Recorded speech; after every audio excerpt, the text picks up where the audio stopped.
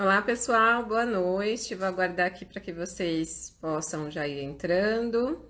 Hoje estamos aqui para a nossa segunda live dessa semana. Contarei com um convidado especial, o Dr. Yuri Neville, ele que é médico neurocirurgião, e hoje abordaremos um tema muito importante: lesão encefálica adquirida e a perspectiva, quais são as alterações cognitivas da lesão encefálica adquirida.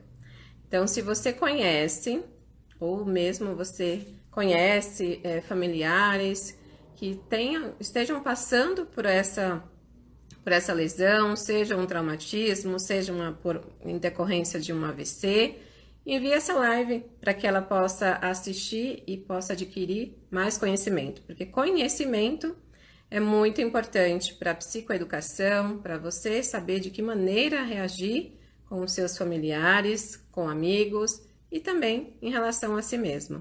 Sejam muito bem-vindos, Francisco, psicólogo aqui conosco. O nosso convidado já está aqui para nos para vocês. Já eu chamo ele, o Dr. Yuri, Andréia, Eriquinha, sejam todos muito bem-vindos. Agradeço aqui a participação de vocês. E vamos chamar o nosso convidado especial de hoje aqui, o Dr. Yuri, para estar aqui conosco, passando todo o seu conhecimento sobre neurociência, sobre as lesões adquiridas e toda a sua experiência, desde clínica, hospitalar e tudo que ele tem para nos trazer aqui. Tá bom? Vou chamar ele, só um segundinho. Seja bem-vindo, André, Aline, muito bem-vindos, tá?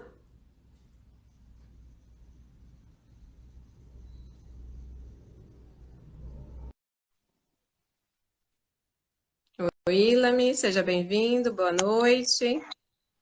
Olá, Olá, doutor boa Yuri, boa noite. noite. Tudo Tudo bem? bem? Que Tudo prazer tê-lo bem. aqui conosco nessa noite, dispondo do seu tempo para falarmos sobre um assunto tão importante. Não, que é isso, que é isso. Eu que agradeço aí o convite, a oportunidade da gente estar conversando sobre um tema super relevante aí na prática de todos os profissionais e de pacientes, né, que convivem com questões de neurologia, neurocirurgia, Sim, e acho que esse nosso bate-papo hoje promete. Queria saber se vocês com estão me vendo certeza. bem, se você está me ouvindo bem também. Sim, você me ouve bem, tá Sim, tendo uma sim, boa tá. conexão. Acredito que todos os nossos convidados, a Malha está aqui. Seja bem-vinda, Malha. Obrigada pela presença, a Cindy. Então, vamos deixar as pessoas aqui entrando para a gente ir iniciando o nosso bate-papo aqui sobre esse tema tão importantíssimo e que o doutor tem pesquisa constantemente, né, sobre esse tema. E eu queria que você se apresentasse aqui. Quero que você se apresente, começando a se apresentar para os nossos convidados aqui, que estamos É te isso, claro. prestigiando. Claro, claro. Na verdade, eu queria dar boa noite a todos vocês, tá? Para mim é um prazer estar aqui conversando com todos a respeito desse tema que, desde cedo, faz parte, na verdade, de minha rotina, não só como médico, mas desde a época da faculdade. Na verdade, eu sou médico neurocirurgião.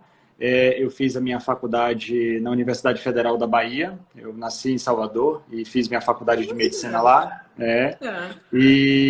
Na verdade, desde o primeiro ano da faculdade de medicina, eu terminei me envolvendo aí na preceptoria, na monitoria de neuroanatomia, e aí logo depois eu me envolvi com um grupo de pesquisa dedicado ao tema de neurologia, né, e de neurociências de uma forma um pouco mais ampla. E aí isso perdurou por toda a minha graduação. Eu terminei decidindo então fazer neurocirurgia, foi então quando eu vim aqui para São Paulo. Eu fiz a minha residência médica no Hospital das Clínicas, da Faculdade de Medicina na Universidade de São Paulo, e tive o grande prazer e a grande sorte também de ter um orientador brilhante, que é o professor Wellington Paiva, que, enfim, me motivou a realizar e a participar de estudos aí na área de neurotraumatologia, e daí a gente foi desenvolvendo, a gente terminou montando um grupo juntamente com tantas outras pessoas, um grupo multidisciplinar, da qual a Ana também faz parte desse grupo, e termina sendo Sim. um ambiente super bacana, onde a gente termina conversando de uma forma bastante ampla sobre temas de neurociências, de forma geral, e a gente termina tendo uma vivência muito grande aí com relação a questões relacionadas às lesões encefálicas adquiridas. principalmente as de natureza traumática, né? A gente tem aí o traumatismo crânioencefálico como sendo, digamos assim, o grande objeto de estudo desse nosso grupo, mas também alguns estudos com outros tipos de lesões, aí traumatismos raquimedulares, tumores cerebrais e outras condições. Então, a minha vivência com questões relacionadas à lesão encefálica adquirida vem daí. E aí, claro, né, na minha atuação como médico neurocirurgião, na prática do consultório particular, enfim, nas avaliações nos hospitais onde eu trabalho, termina sendo o nosso dia a dia, né? Eu atuo como Verdade. neurocirurgião na prática clínica e tenho também o meu vínculo acadêmico com o Hospital das Clínicas e a Faculdade de Medicina. Perfeito, excelente. Parabéns por todo o seu título, por todo o esmero que você dedica à sua área, à sua carreira, a atender os pacientes com tanta dedicação, porque exige a dedicação desde a área acadêmica, e também por estar aqui conosco, dispondo do seu tempo para trazer mais conhecimento, fazer com que a gente possa levar cada vez mais psicoeducação, tanto para familiares, pacientes que sofrem com esse tipo de lesão, seja uma lesão adquirida, como eu estava falando antes, pelo traumatismo, por um tumor, por uma questão de AVC também, que nós iremos Isso. abordar sobre essa questão hoje aqui também, e também as perspectivas de tratamento, que é um aspecto muito importante para que os pacientes também se aproximem disso. Saber o que está em pesquisa, o que tem acontecido, o que tem para oferecer qualidade de vida para esses pacientes. Né? Sem dúvida, sem dúvida. Então, eu vou me apresentar, como o doutor já falou, nós fazemos parte da mesma equipe de neurociência no Hospital das Clínicas, um projeto de traumatismo crânioencefálico. Eu sou psicóloga, especialista em neuropsicologia e adoro estudar, tenho muito prazer em estudar sobre a questão de traumatismo e todas as questões envolvendo aí o cérebro humano. Por isso que o doutor está hoje aqui comigo para a gente compartilhar desse conhecimento que ele tem, essa amplitude de conhecimento. Então, vamos aí começar. Tem muitos convidados aqui. Olá, doutor Yuri, né? Dando boa noite.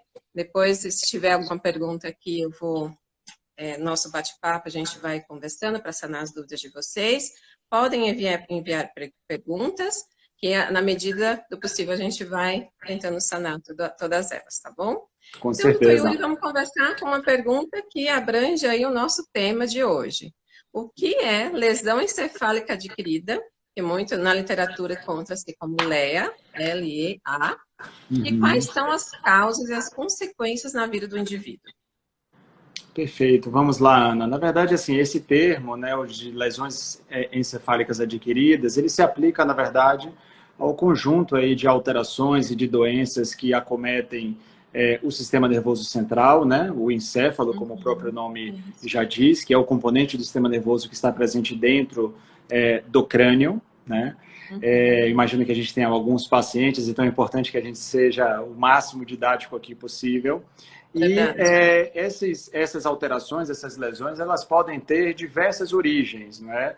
Então, elas podem ocorrer de forma espontânea, como, por exemplo, uma lesão vascular, um acidente vascular cerebral. Elas podem ser de origem neoplásica, como é o causado, por exemplo, pela presença de tumores que afetam o encéfalo de uma pessoa. Elas podem ser causadas por lesões de natureza infecciosa, como infecções bacterianas, infecções virais que, de alguma forma, terminam agredindo o cérebro. Elas podem ser também de origem externas, né, causas externas, e daí o grande representante desse grupo, e que infelizmente é uma questão epidêmica no nosso país, que é o traumatismo crânioencefálico. Então, na verdade, é um termo criado para representar justamente esse grupo aí de lesões que ocorrem no cérebro de uma forma bastante ampla e, obviamente, heterogênea. Apesar de todas elas terem em comum o fato de causarem algum tipo de alteração estrutural ou funcional no cérebro, elas possuem comportamentos muito diferentes, né? Algumas questões relacionadas à manifestação clínica pode até ser parecido, elas podem até dividir de estratégias de reabilitação, mas, obviamente, até pela questão da origem dessas lesões, o tratamento pode ser bastante diferente uma da outra, né? Perfeito. Excelente explicação. No caso, como o doutor falou, que o TCE está dentro dessa classificação das lesões encefálicas adquiridas, é um problema de saúde pública, né? Atinge aí toda a questão mundial, porque existe dentro um sofrimento muito grande, não que em outras questões de lesão não exista, mas a presença do traumatismo é bem considerável, tanto de AVC também. E no caso, doutor, do TCE propriamente dito, de uma lesão adquirida, é um problema de saúde pública, como eu me referi. Quais são as alterações neurológicas e cognitivas que os pacientes podem sofrer e de que modo as funções cognitivas são afetadas? Perfeito, Ana. Então, de fato, o TCE ele é um problema de saúde pública não só no nosso país, mas também um problema de saúde pública mundial. Para você ter uma ideia, a última década foi decretada aí como uma década de combate à segurança, à violência no trânsito, né?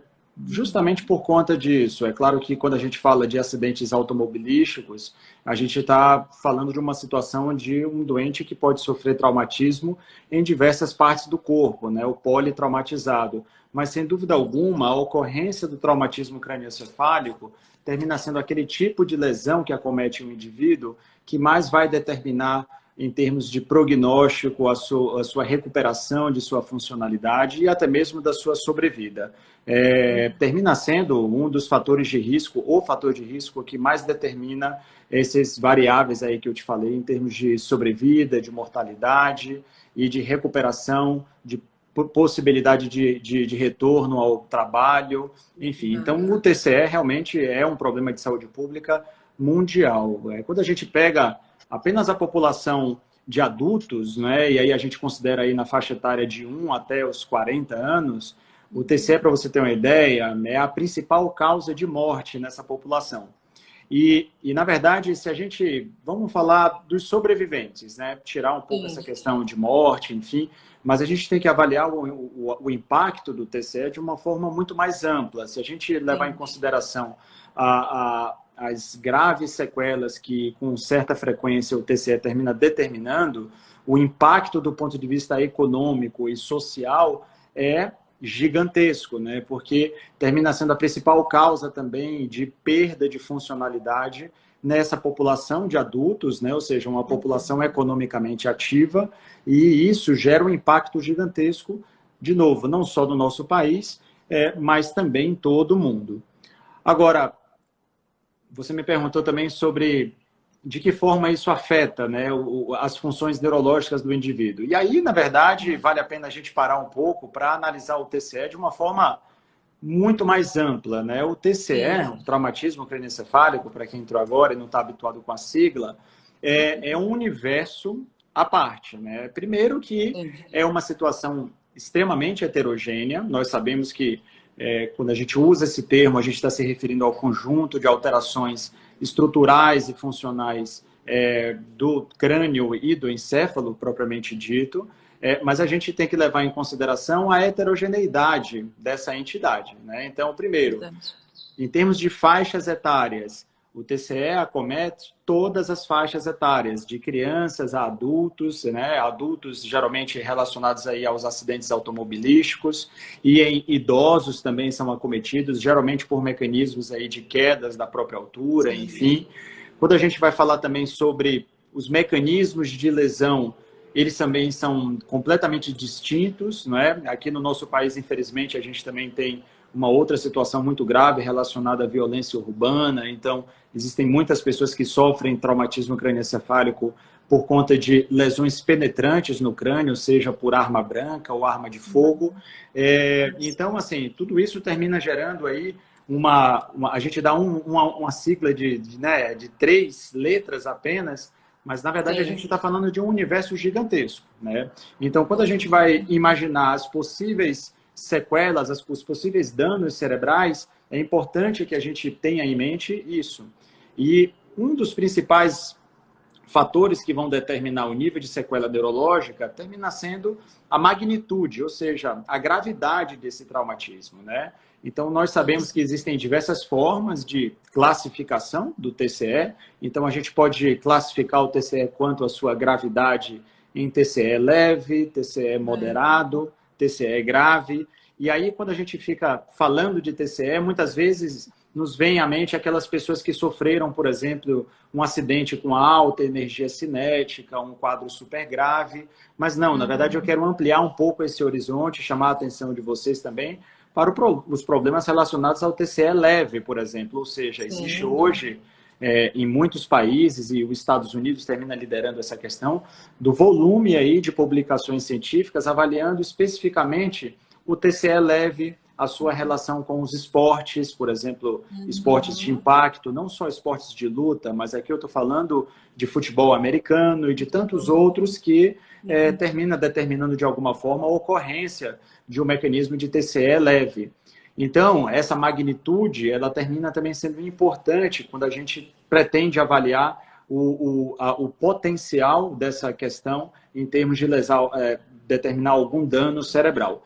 Então, de forma geral, pacientes que têm TCE leve, eles podem ter alguns sintomas. Hoje isso está razoavelmente bem documentado, a famosa síndrome pós-concussional, ou seja, aquele conjunto aí de sinais e sintomas que pessoas que sofreram TCE leve terminam sofrendo, geralmente, e felizmente, essas alterações elas são temporárias, então as pessoas podem apresentar um quadro de dor de cabeça, insônia, irritabilidade, perda na produtividade no trabalho. Então, notem que são situações também que impactam a qualidade de vida do indivíduo e que, felizmente, quando se trata de um TCE leve, esses sinais e sintomas costumam ser temporários. Mas aí, quando a gente progride aí para pessoas que sofreram traumatismos crânioencefálicos mais graves, né, ou seja, classificados como moderado a grave, pessoas que em algum momento aí depois da lesão permaneceram num estado de coma, por exemplo, aí a gente começa a aumentar a complexidade e o nível de dependência e, infelizmente, termina piorando muito o prognóstico. É importante também que se saiba que o TCL é heterogêneo e também também são as suas características em termos de sequelas. Então, o indivíduo ele pode ter um acometimento de funções relacionadas à sua capacidade de se movimentar, né? Ele pode ter alterações relacionadas à sensibilidade, aos sentidos especiais, como a visão, por exemplo, ou a audição, elas podem ser acometidas. A capacidade da pessoa falar também, ela pode ser acometida. E também aí vem um grande conjunto aí de alterações, que são as alterações cognitivas, né? E as alterações cognitivas terminam sendo aí, por muitos autores, sendo, digamos assim, o principal motivo aí de incapacidade nas pessoas que sobrevivem e precisam sobreviver e levar a vida adiante e aprender a lidar com as limitações, né? Então, o TCE, ele pode determinar uma gama, aí, uma miríade de possibilidades em termos de sequelas neurológicas, que variam desde a sua intensidade, mas também das suas características. Se a gente fosse se ater principalmente aí do ponto de vista cognitivo, e aqui eu estou conversando com uma psicóloga especialista em neuropsicologia, a gente sabe hoje que a principal domínio cognitivo relacionado a alterações neurológicas termina sendo o domínio da memória. Praticamente 90% das pessoas que apresentam alguma alteração cognitiva termina tendo uma alteração da memória, mas atrelado a isso e na esteira dessas questões cognitivas vem também o déficit de atenção, termina sendo também extremamente prevalente, e também as funções executivas. Mais de 70% dos pacientes terminam apresentando algum tipo de alteração relacionada às funções executivas.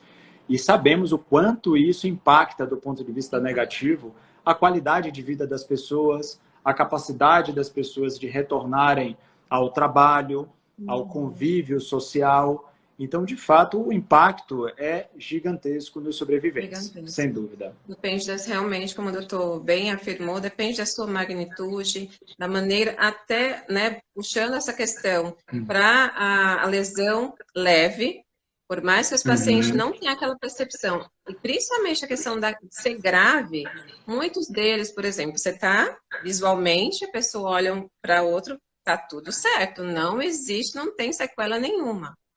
Mas esse paciente, tanto o paciente, a maneira como ele se sente, e também os familiares, a forma como ele ouve isso, tem um impacto muito grande na questão emocional. Então, vem aí a questão de demanda emocional, alteração emocional, seja ela uma ansiedade, uma depressão, porque aí impacta na produtividade, que vem da alteração de funções executivas. Então, de que maneira essa pessoa começa a se reinventar novamente? Então, eu costumo falar das sequelas invisíveis, que a pessoa está lá, é latente, as pessoas sentem, eu mudei, mudou totalmente a vida dessa pessoa, mas infelizmente as pessoas, por isso que eu me referi no início aqui da nossa live, que conhecimento é muito, muito importante. Seja de uma lesão, no caso o TCE, como a gente está se referindo, o que é o TCE, o que é o AVC, seja uma outra lesão, você fala, o que eu posso ajudar, de que maneira? Então, conhecimento é tudo, desde para saber como que você pode lidar, como você pode reagir diante de um amigo, de um familiar, todos nós, infelizmente, estamos suscetíveis, até dentro da nossa própria casa, como o doutor bem afirmou, podemos sofrer um trauma, uma batida na cabeça, e dependendo da sua magnitude, ser severa ou não. Com certeza, com certeza. Eu gostei muito do que você falou aí sobre as sequelas invisíveis. E é muito isso mesmo, né? Porque, e talvez isso seja uma das formas mais difíceis do paciente terminar lidando com esse problema, né? E com as limitações que ele passa a ter, porque muitas delas são, como você mesmo falou, são invisíveis. Ou seja, as pessoas que estão vendo na rua, elas não entendem que você tem algum tipo de limitação, algum tipo de dificuldade, e isso termina sendo um desafio para muitas pessoas. Sim. Perfeito. O Pablo Henrique nos perguntou aqui, uma lesão traumática seria o quê? Eu acredito que tenhamos sanado, a partir dessa amplitude que o doutor deu aqui de conhecimento do traumatismo. Se ficou tudo certo, Pablo, você compreendeu que a lesão traumática. Espero que tenhamos sanado a sua dúvida. Tem muitos comentários carinhosos aqui. Parabéns pelo dia de ontem. O Gustavo te parabenizando. E parabéns, doutor, pelo Obrigado, seu dia Gustavo. também. Muito obrigado, muito obrigado. Tem várias mensagens carinhosas aqui para você.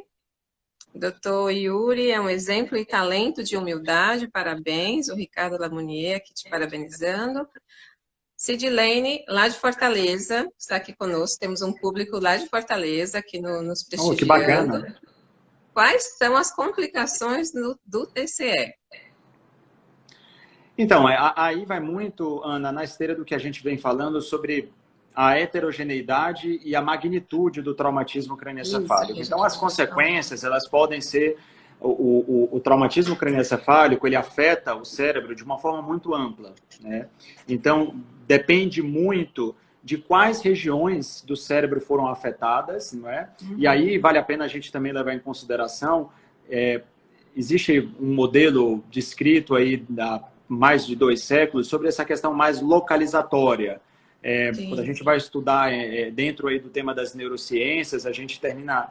Muitas vezes, os conceitos mais antigos, eles levam muito em consideração a questão de uma localização específica. O cérebro tem uma região aqui que é responsável pela linguagem, uma região responsável pela visão. Na verdade, a gente precisa ampliar muito mais. A gente sabe que a complexidade hoje, ela vai muito além disso. Então, existe aí o conceito aí do conectoma, que são justamente essas questões relacionadas à conexão, os circuitos neuronais que estão envolvidos, não é? Então, muitas vezes, algumas regiões do cérebro terminam sendo verdadeiros hubs, ou seja, é uma região específica, mas que está envolvida aí em uma série de processos não só de natureza cognitiva, como comportamentais também, relacionados aí ao movimento, à volição do indivíduo também.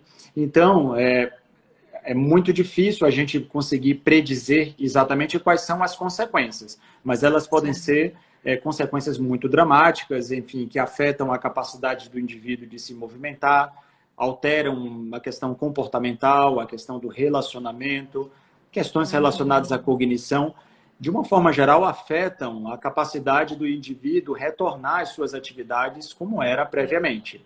Agora, Perfeito. tudo isso depende de uma série de questões. E é claro, né? A gente também não pode esquecer também da questão da faixa etária, né? São dados demográficos, ou seja, a capacidade do indivíduo de se recuperar dessas lesões traumáticas, né? Que afetaram circuitos neuronais específicos, né? Então, nós sabemos muito bem que pessoas mais velhas terminam tendo um potencial de recuperação que está intimamente relacionado ao fenômeno da neuroplasticidade, né? Ou seja, a capacidade de regiões cerebrais terem a sua funcionalidade, terem uma alteração da sua função de forma a readquirir, reaprender novos processos, para que a pessoa possa superar essas limitações e ter a sua funcionalidade recuperada. Então, pessoas mais jovens têm um potencial maior de recuperação do que pessoas mais idosas. Fatores biopsicossociais também, ou seja, a possibilidade da pessoa ter acesso a estruturas de hospitalares, estruturas de reabilitação, a profissionais engajados e especialistas na reabilitação. Isso também é uma situação que interfere muito, não é? De uma forma muito significativa. Então, as consequências, elas são também, assim como é o TCE e assim como é também a lesão encefálicas adquiridas, são extremamente diversas, não é? Sim, com certeza. E dentro, nós estamos abordando, aqui tem uma mensagem bem carinhosa para você, eu não estou conseguindo ver, mas é Neville, alguém está deixando para você. O doutor é um profissional talentoso, muito orgulhoso e feliz de vê-lo compartilhando o seu conhecimento. Então, tem uma Opa, mensagem carinhosa aqui para muito obrigado pelo você. carinho, gente. A doutora, tem uma doutora perguntando, alguma estratégia comitante para o TCE, e neuroonco, ou os pacientes oncológicos desenvolvem muito Hemobrain, eu acredito que é isso que eu estou conseguindo Uhum, imaginar. uhum. É isso mesmo que eu perguntei? A pergunta é essa mesma? O doutor entendeu? É, eu estou entendendo assim, é Se porque há alguma estratégia concomitante para o TCE e pacientes neuro-oncológicos. perfeito, perfeito. Nós vamos ver que, assim, de certa forma, apesar da natureza, ou seja, o mecanismo que levou a alguma lesão da estrutura cerebral, enfim, ele é bastante diverso. Ou seja, o TCE é um mecanismo traumático, é um mecanismo físico dessa lesão. Mas outros mecanismos, como sangramentos ou a própria presença do tumor, enfim, independente do mecanismo, algumas estruturas cerebrais elas podem ser lesadas de uma forma relativamente semelhante. E o quadro clínico da pessoa pode ser parecido. O que eu quero dizer com isso?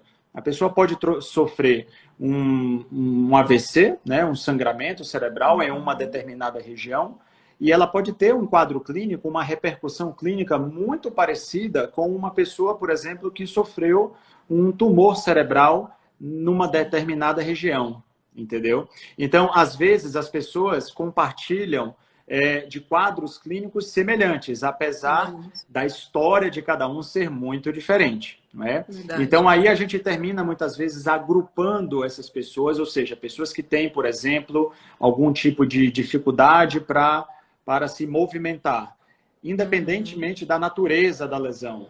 Elas podem ser incluídas num programa de reabilitação parecido. Né? Sim, Então, perfeito. nós temos visto cada vez mais essa questão justamente de unir estratégias, mesmo que a história de cada pessoa seja diferente. Agora, é claro, o potencial de recuperação na resposta às nossas intervenções, isso é algo também extremamente, de novo, heterogêneo, não é? Porque Sim. leva em consideração a magnitude, a recorrência, ou seja, algumas lesões cerebrais encefálicas adquiridas, elas podem ter esse caráter de recorrência.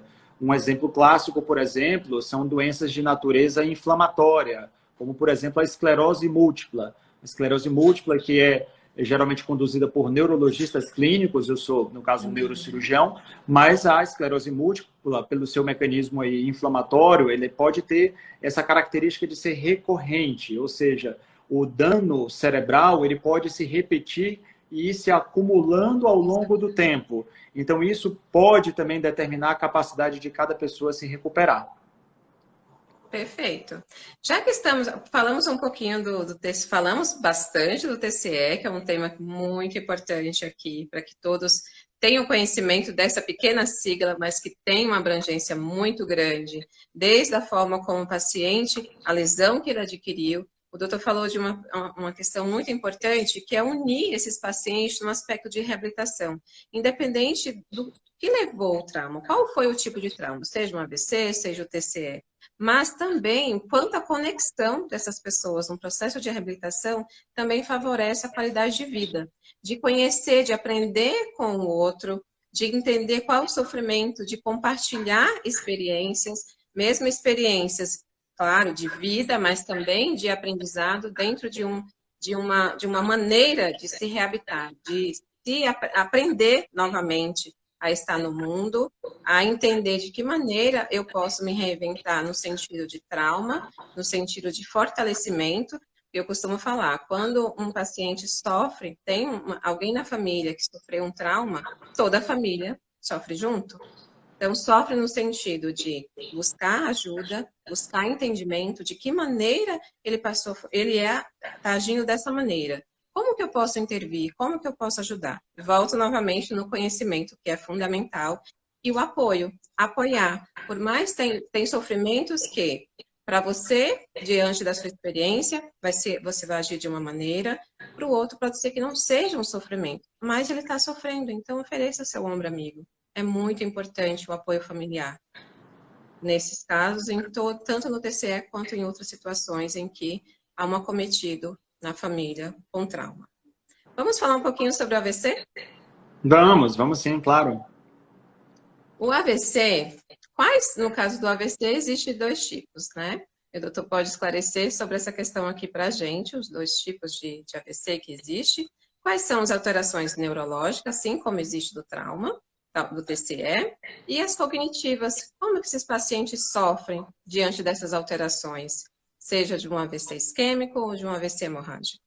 Perfeito. Primeiro esclarecendo, na verdade, o AVC, né, que é o acidente vascular cerebral, ou também uma outra terminologia utilizada principalmente pelo público leigo, termina sendo o derrame cerebral.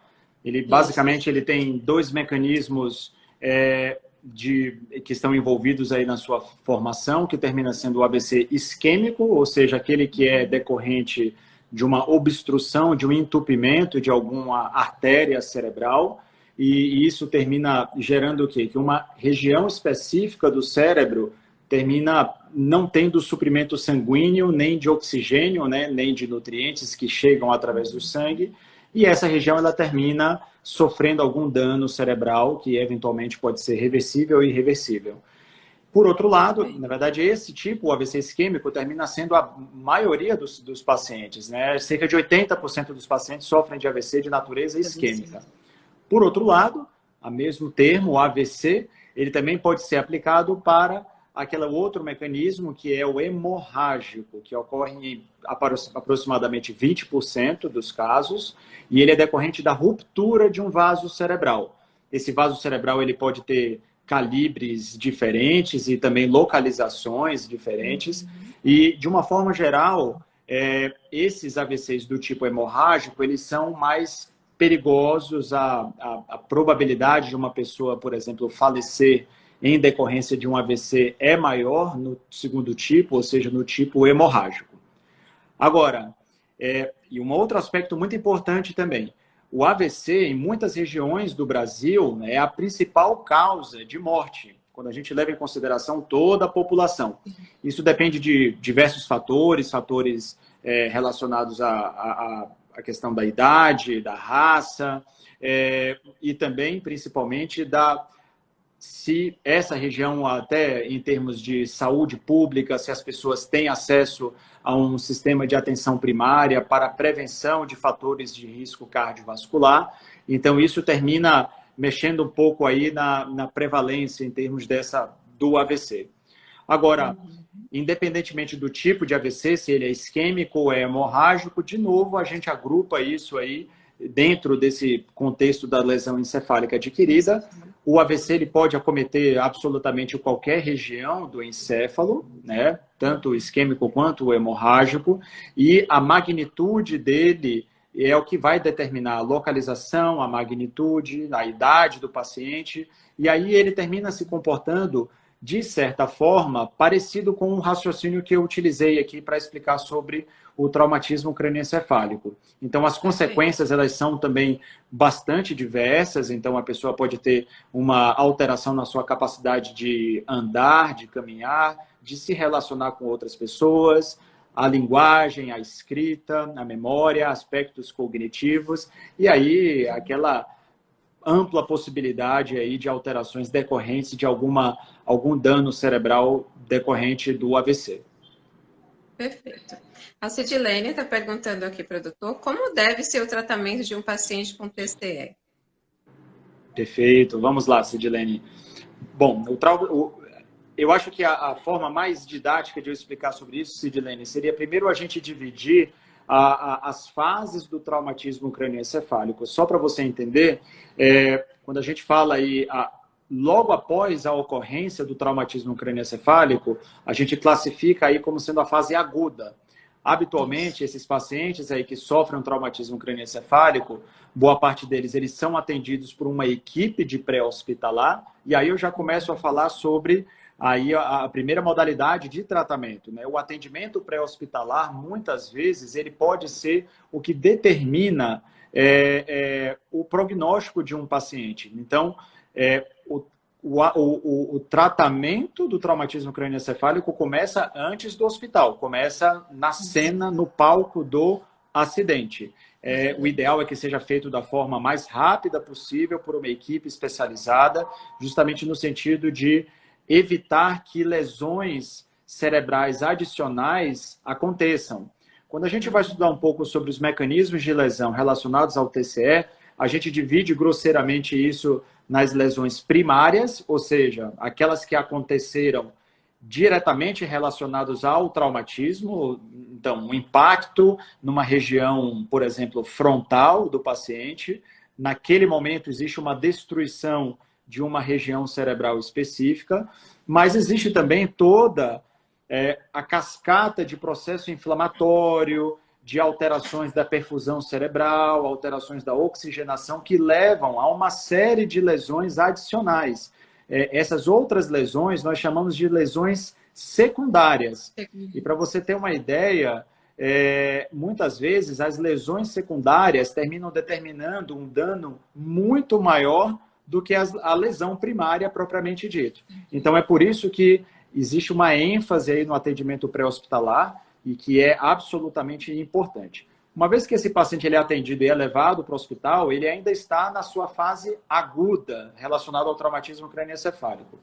A depender da magnitude da lesão, o paciente ele precisa ser assistido em um ambiente de unidade de terapia intensiva, ele precisa receber um tratamento especializado e isso é muito importante que, sempre que possível, esse atendimento seja prestado em um centro de referência, ou seja, em que profissionais especializados no atendimento desses pacientes prestem essa assistência.